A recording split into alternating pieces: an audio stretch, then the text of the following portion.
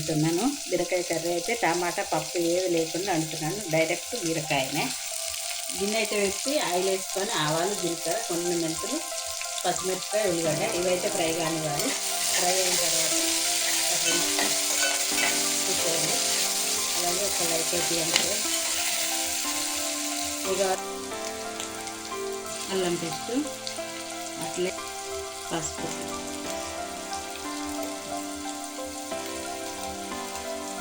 ఉప్పు చెంచన్నర ఇవి ఆయిల్లో ఫ్రై అయిన తర్వాత పసుపు అల్లం ఫ్రై అయిన తర్వాత ఇప్పుడు బీరకాయ ముక్కలు వేసి వేసుకున్నాం. అట్లాగే ఇట్లా బీరకాయ ముక్కలు వేసి కలిపేసి మూత పెట్టాలి మనం వక్కలు ఉడికేదాకా. తర్వాతనే కారం వేసుకోవాలి. ఇక్కడ మంచిగా కలిపేసి బీరకాయ పప్పు బీరకాయ రొయ్యలు బీరకాయ ఎక్కువ మన ఛానల్లో అయితే ఉంది. ఇది చూడండి ఫుల్గా ఉంది. నేనైతే ఇప్పుడైతే డైరెక్ట్గా బీరకాయ అంటున్నాను.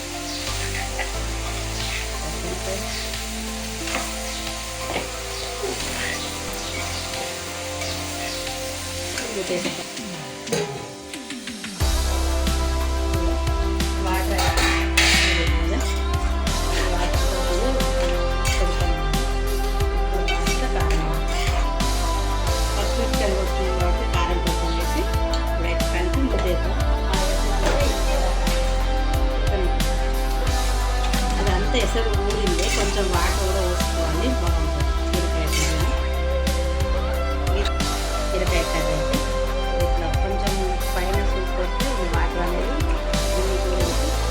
సూప్ ఉంటే బీరకాయ కర్రీ బాగుంటుంది. ఇప్పుడైతే కొత్తిమీర వేసుకున్నాం. కొత్తిమీర అయితే చాలా వేసుకుంటాం. మెంతి వేసుకున్నా మంచిగా ఉంటుంది. మెంతి లేదు కొత్తిమీర ఎక్కువ వేసాం. బీరకాయ కర్రీ అది పప్పు టమాటా ఏది వేయకుండా వండిన బీరకాయ కర్రీ. ఓకేనా ఫ్రెండ్స్, మరి